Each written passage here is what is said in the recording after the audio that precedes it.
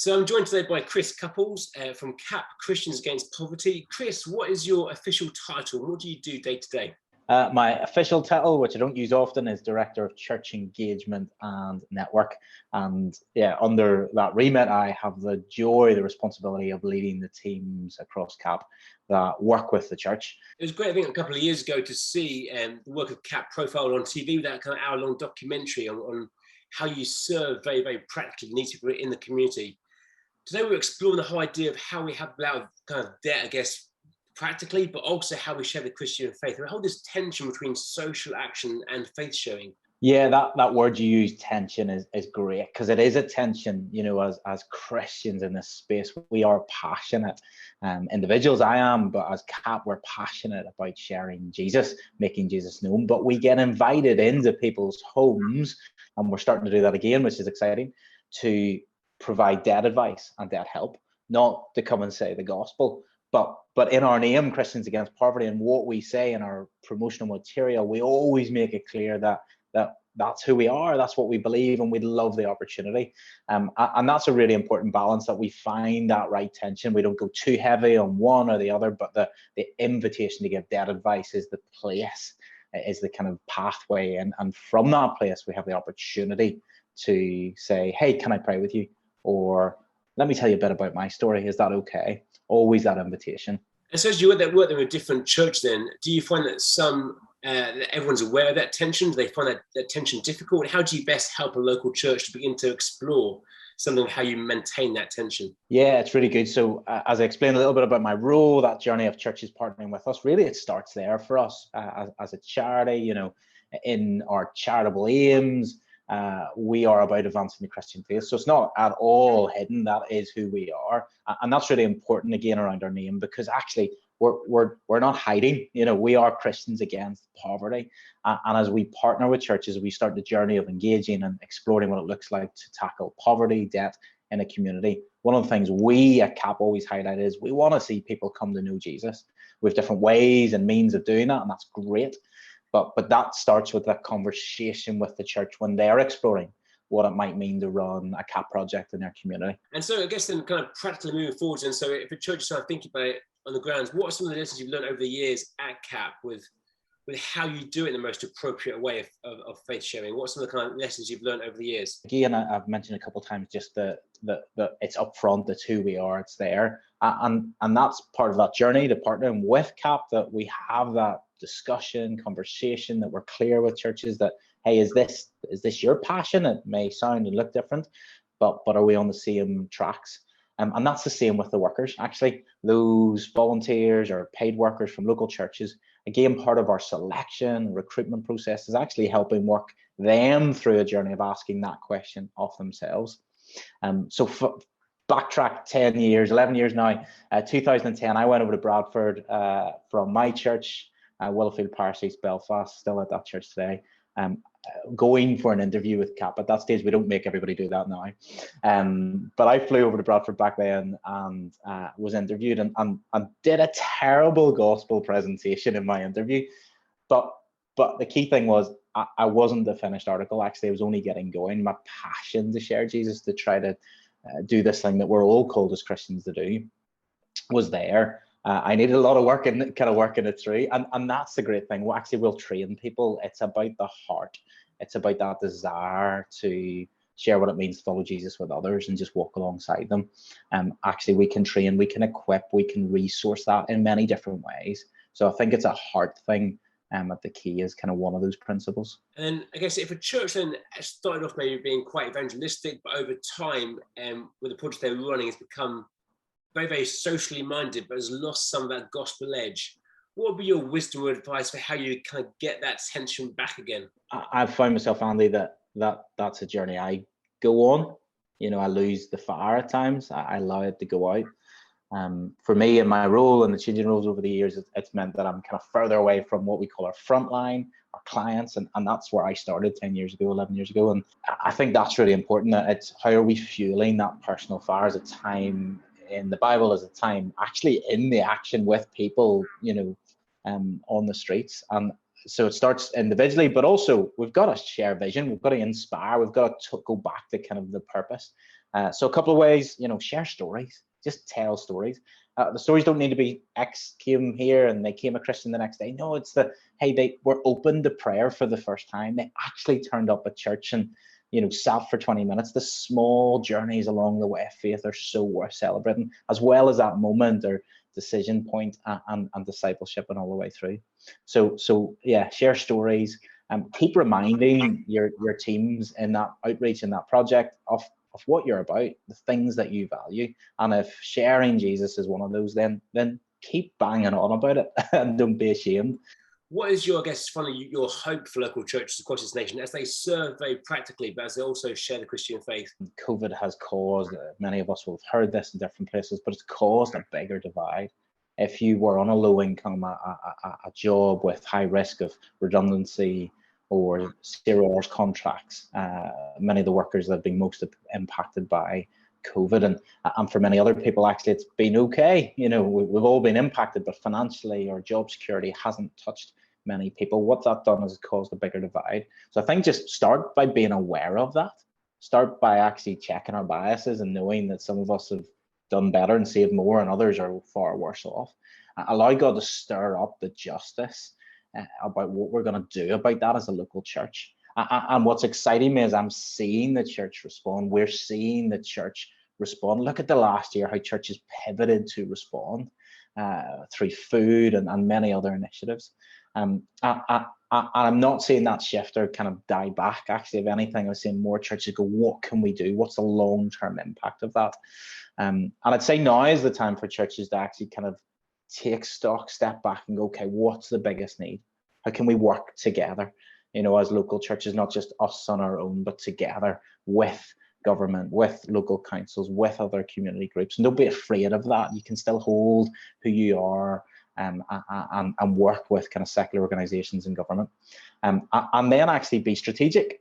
Look at the gaps and the needs of your local community and be strategic and partner with organizations that can help you do that. So I'm excited actually as I look forward. There's a challenging time ahead for us. There's going to be great need. We have yet to see the impact, I think, of kind of what it will mean economically for this pandemic. But there's an opportunity for the church to be salt and light in that moment and in the years ahead. So today I'm joined by Paul Lloyd, who's a senior pastor at Victory Outreach Church. We are based in Salford, which is one of the boroughs of Greater Manchester. They like to call themselves a city. Salford is a city. It's growing residentially. They're building all around it. It was a bit of a wasteland, a bit of a no man's land. So that's where we're at. Our church, Victory Outreach, we're part of a movement of churches around the world, been going since 1967. We're Pentecostal churches. It's traditional inner city people and problems that we reach out to. So we do a lot of stuff with people from addiction, from crime, from broken families. We have homes that are attached to our churches. We call them Victory Homes.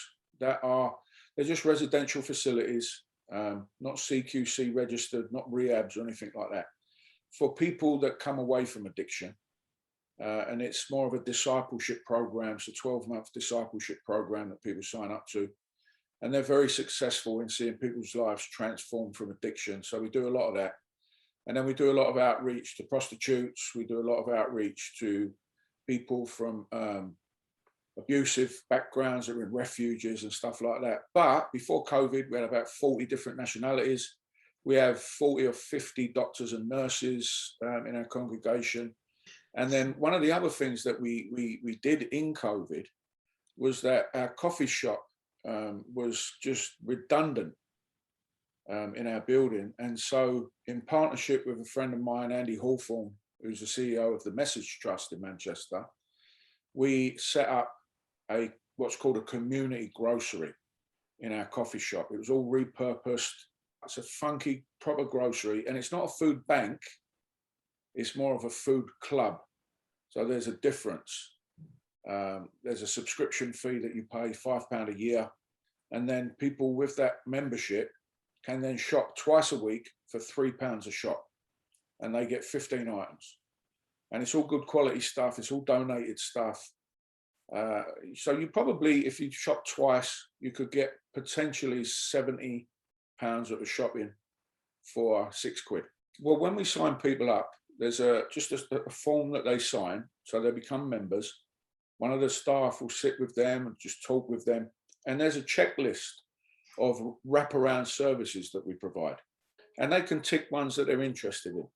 And then we've been doing stuff online. We've been doing stuff in person, in small groups.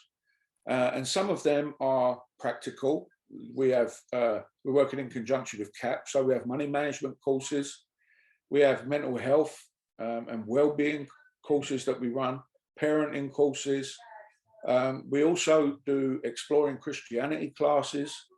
And so people then, they can sign up for that right from the get-go. And I think it's important to let people know where it is that they have the opportunity to actually go from the get-go. How do you see, I guess, social action and caring people in difficult situations alongside sharing the Christian faith? How do you do those two things? Do you do them together? Do you hold them in tension? What are your thoughts around that? Well, they're always held in tension. It depends if you're getting funding for it from different places. So, for example, our church, Victory Outreach Manchester, we are a CIO, but then I have community, something called the Community Change Program, which is a CIO. That is a community charity.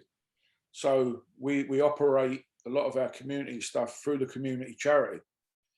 So the church stuff is church stuff, and then the community stuff, it can come under a different kind of remit. The community grocery, we actually operate that through the Community Change Program in conjunction with the church. And we have documents that line them all up. We are unapologetically Christian in what we do. I think sometimes people apologize for their Christianity, and I'm not into that. And there's got to be sensitivity. But the fact is, it is the being of Christianity, us being Christians, that the working out of our faith kind of flows out from that. And I'm a big proponent of the mantra that people don't really care how much you know until they know how much you care. And so one of the things that we've seen through the community grocery is it's a Christian atmosphere. You come in, there's TVs up, they're playing gospel music.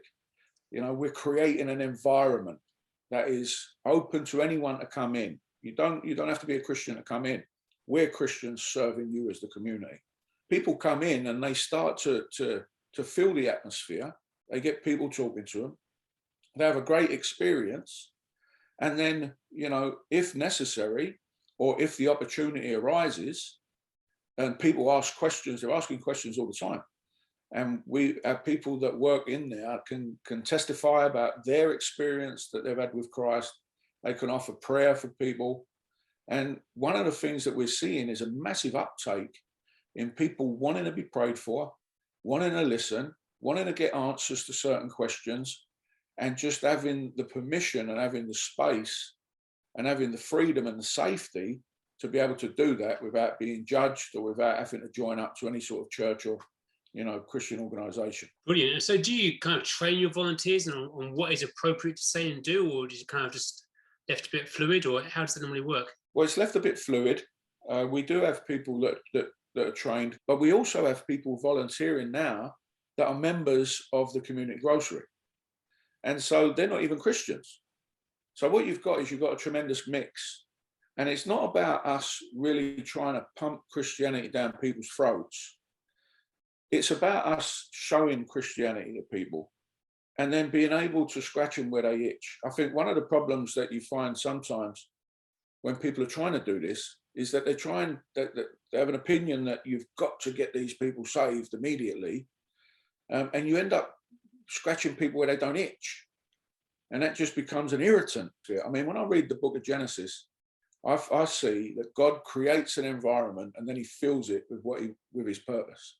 And so we're just creating an atmosphere of the love of God with the truth of the gospel, what it's done in people's lives, and you just come and shop.